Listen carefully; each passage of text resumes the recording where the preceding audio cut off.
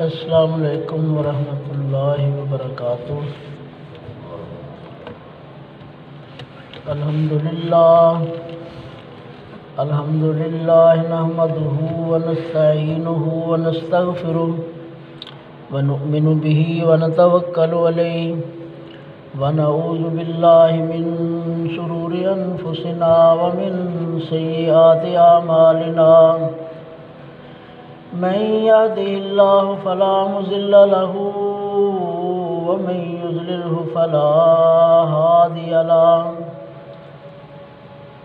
ونشهد أن لا إله إلا الله وحده لا شريك له، ونشهد أن محمدا عبده ورسوله،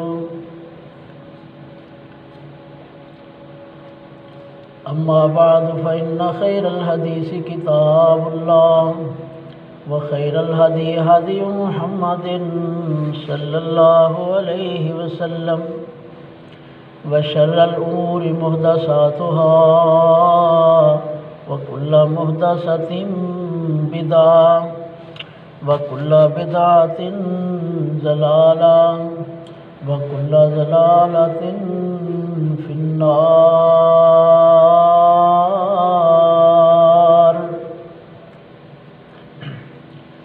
إن الله وملائكته يصلون على النبي، يا أيها الذين آمنوا صلوا عليه وسلموا تسليما۔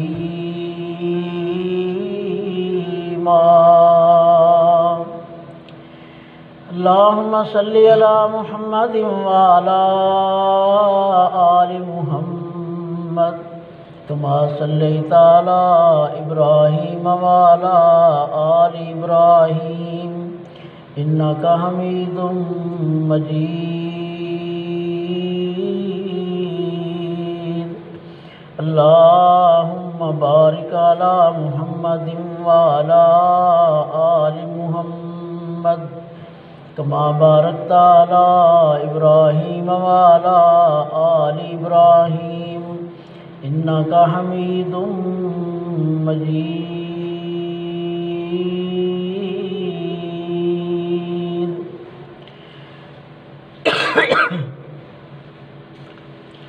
أعوذ بالله السميع العليم من الشيطان الرجيم، بسم الله الرحمن الرحيم۔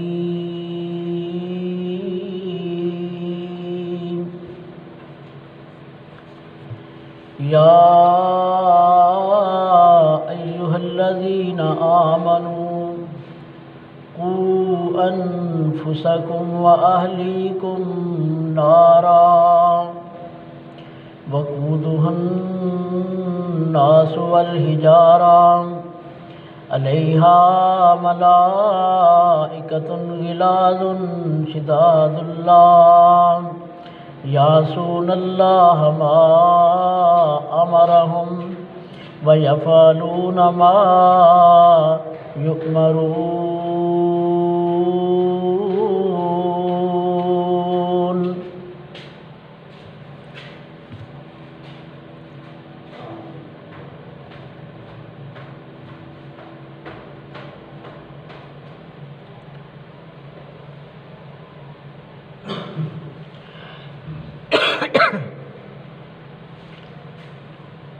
عمل سے زندگی بنتی ہے، جنت بھی جہنم بھی، یہ خاکی اپنی فطرت میں نہ نوری ہے نہ ناری ہے۔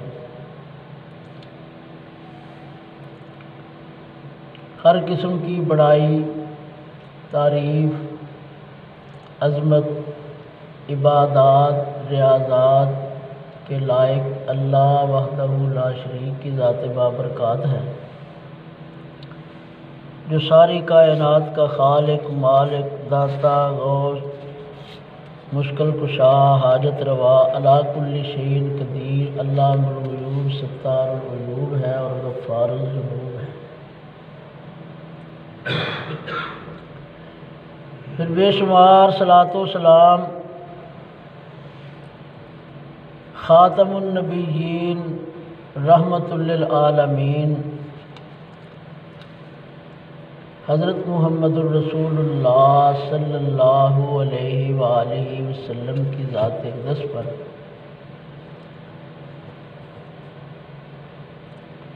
جن کو اللہ رب العالمین نے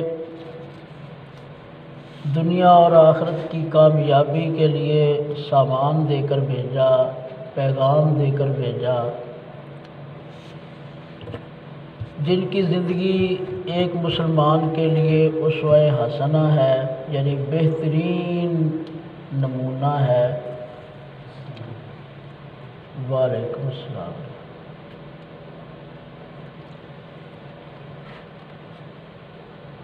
پھر اللہ رب العالمین بے شمار رحمتیں فرمائے اور بخششیں فرمائے نبی رحمت صلی اللہ علیہ وآلہ وسلم کی آل، اہل بیت اطہار اور تمام صحابہ کرام رضوان اللہ علیہم اجمعین پر، جنہوں نے دین اسلام کے اس پودے کی آبیاری کی،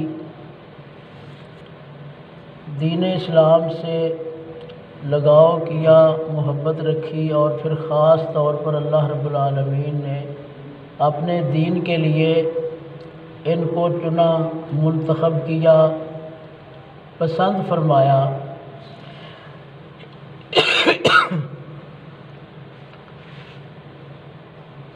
اور اللہ رب العالمین کے بارگاہ میں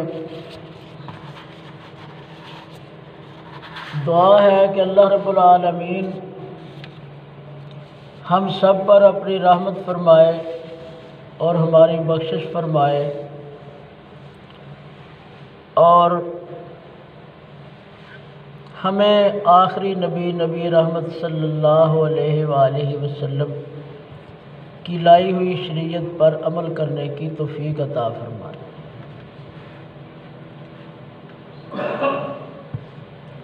جو قرآن کریم کی آیت مبارکہ تساں احباب کے گوش گزار کی ہے،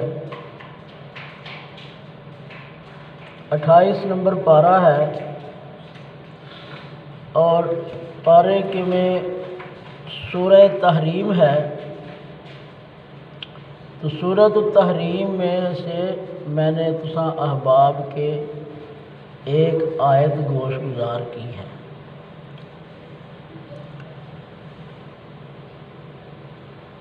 اس آیت پاک سے مفہوماً یہ بات ہے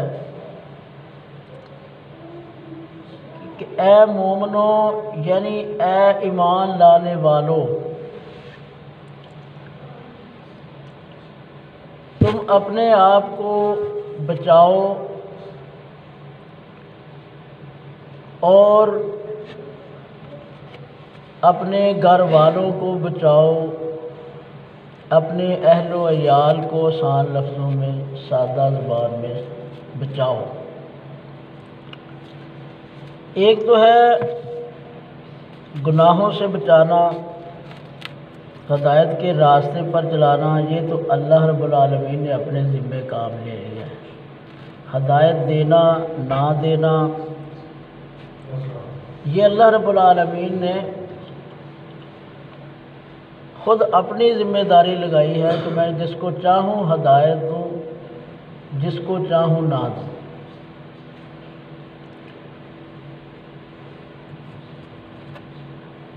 لیکن اس ضمن میں اللہ رب العالمین نے یہاں جو بات بتائی ہے وہ ہے اہلیکم، تم اپنے اہل و عیال کو بچاؤ۔ تو اس میں خاص طور پر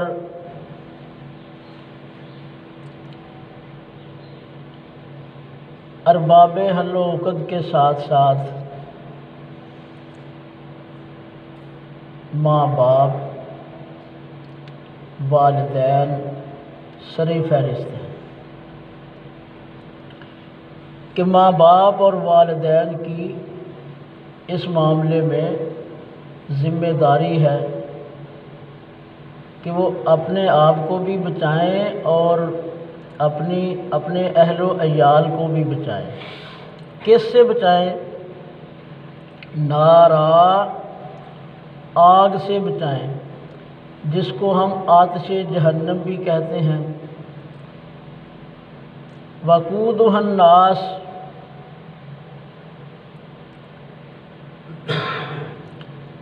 جس کا ایندھن یعنی اس کے جلانے کے لیے لوگوں کو شمار یہاں کیا گیا ہے کہ لوگوں سے وہ آگ جو ہے وہ بھڑکتی ہے، جلتی ہے، وہ ایندھن کے طور پر لوگ استعمال ہوتے ہیں۔ تو یہ اللہ تبارک و تعالیٰ کو علم ہے، اس کو پتہ ہے کہ کس کو میں نے جہنم کا ایندھن بنانا ہے، جہنم کا بالن بنانا ہے، اور کس کو اس سے بچا کر رکھنا ہے، اس کی ہوا تک بھی نہیں لگنے دینی، کس کو جنت میں داخل کرنا ہے۔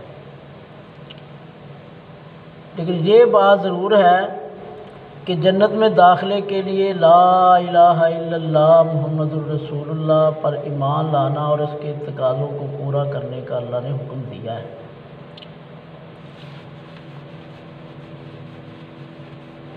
لوگوں کے ساتھ ساتھ جہنم کا ایندھن پتھر بھی ہوں گے، پتھروں سے بھی اللہ تبارک و تعالیٰ جہنم کے لیے ایندھن کے طور پر جو ہے سامان تیار کرتا ہے، سامان مہیا رکھتا ہے۔ علیہا ملائکۃ، اس جہنم کے اوپر فرشتے ہیں۔ کیسے فرشتے ہیں؟ غلاظ شداد، سخت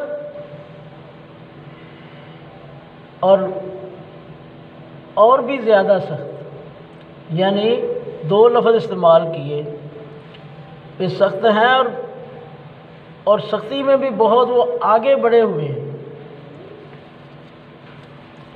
ایسے فرشتے جن کو ہم دروگے کہتے ہیں، جہنم کے اوپر اللہ رب العالمین نے ان کی ڈیوٹی لگائی ہوئی، جہنم کے ان کو اوپر رکھا ہوا ہے۔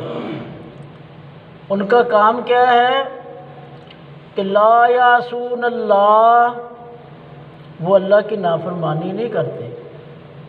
یہ نہیں ہے کہ وہ کوئی بندہ زبردستی کہے میں لگا ہوں جہنم سے نکلنے، کوئی مجھے پکڑ کر بتائے، جیسے یہاں یہ دنیا میں ہوتا ہے کہ میں لگا ہوں یوں کرنے، کوئی مجھے روک کر دکھائے۔ ایسے نہیں ہے، بلکہ کیسے ہے؟ لا یعصون اللہ ما امرہم، وہ فرشتے نافرمانی نہیں کرتے اللہ کی، جس چیز کا بھی اللہ رب العالمین نے ان کو حکم دے دیا ہے۔ وَيَفْعَلُونَ مَا يُؤْمَرُونَ، اور جو بھی ان کو حکم دیا جاتا ہے وہ کر گزرنے والے ہیں، وہ کر گزرتے ہیں۔ تو یہ تو تھی آیت مبارکہ جو ہمیں بتا رہی ہے کہ تم صرف اپنے ہی ذمہ دار نہیں بلکہ اپنے اہل و عیال کے بھی ذمہ دار۔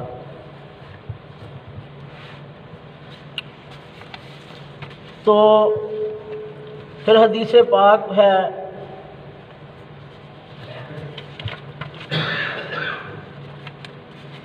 کلکم رائی کلکم مسئول عن رعیتہ،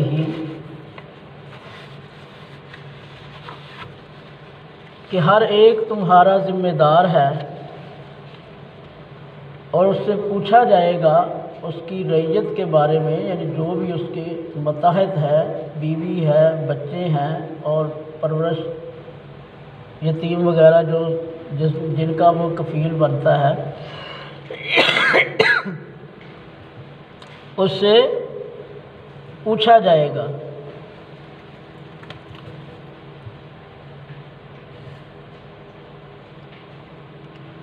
تو جس طرح میں نے یہ علم اور عمل کا سلسلہ جمعہ کے خطبات میں شروع کیا تو علم کی روشنی میں ہمارا عقیدہ جو ہے سر فہرست ہے جس کو ہم نے درست کرنا ہے۔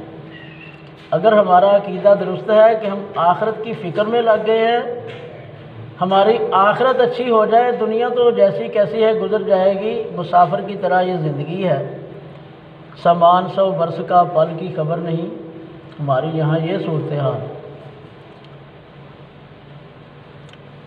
تو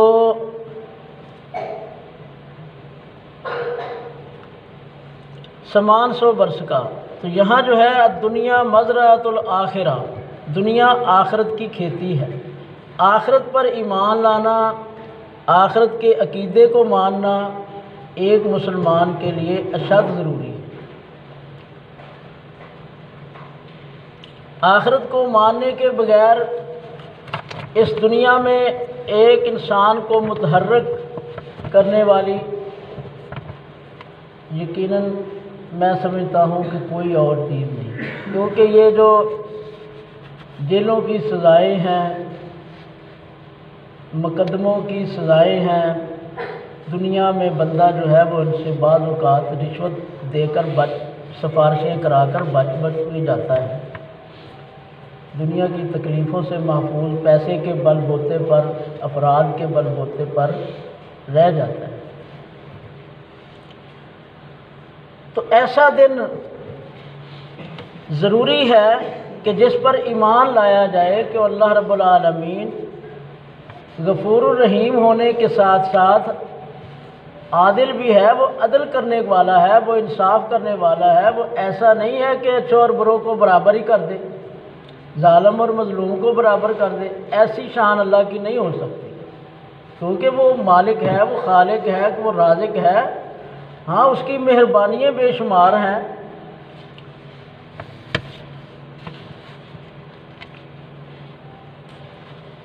تو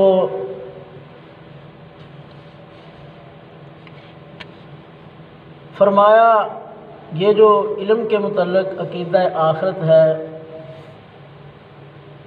یہ جو ہے نا بہت ضروری ہے، اور اسی کے بارے میں بات تقریباً ہر جمعہ کے خطبہ میں ہی شروع میں علم کے طور پر کرتا ہوں، کبھی توحید کی بات کرتا ہوں، کبھی عقیدہ آخرت کی بات کرتا ہوں کہ ان کی اہمیت بہت ہے۔ ہر وقت ایک مسلمان کے ذہن میں یہ عقیدہ حاضر رہنا چاہیے۔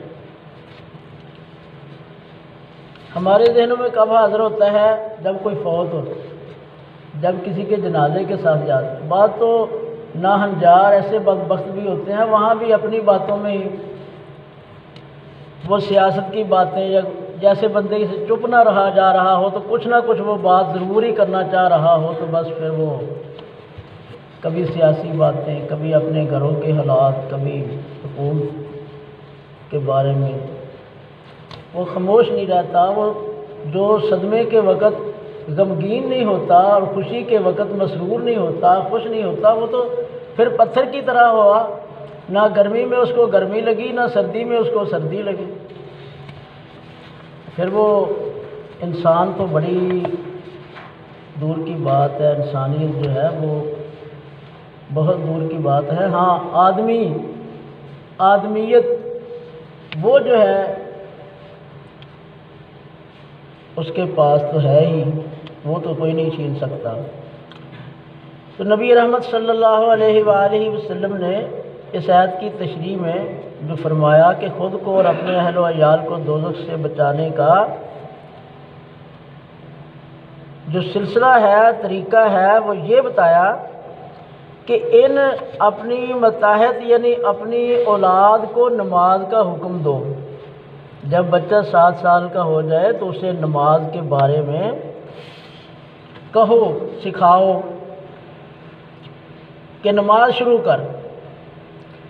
وہ پھر جب ذرا بڑے ہو جائیں، جب بچے 10 سال کے ہو جائیں، یہاں تو بعض اہل علم نے تشریح کے طور پر 12-13 لکھا ہے، ورنہ حدیث میں جو 10 سال تک آتا ہے کہ 10 سال کے بچے ہو جائیں تو ان کو مار کر نماز پڑھانی چاہیے۔ تو اگر نماز نہ پڑھیں تو مار کر سختی سے نماز پڑھاؤ۔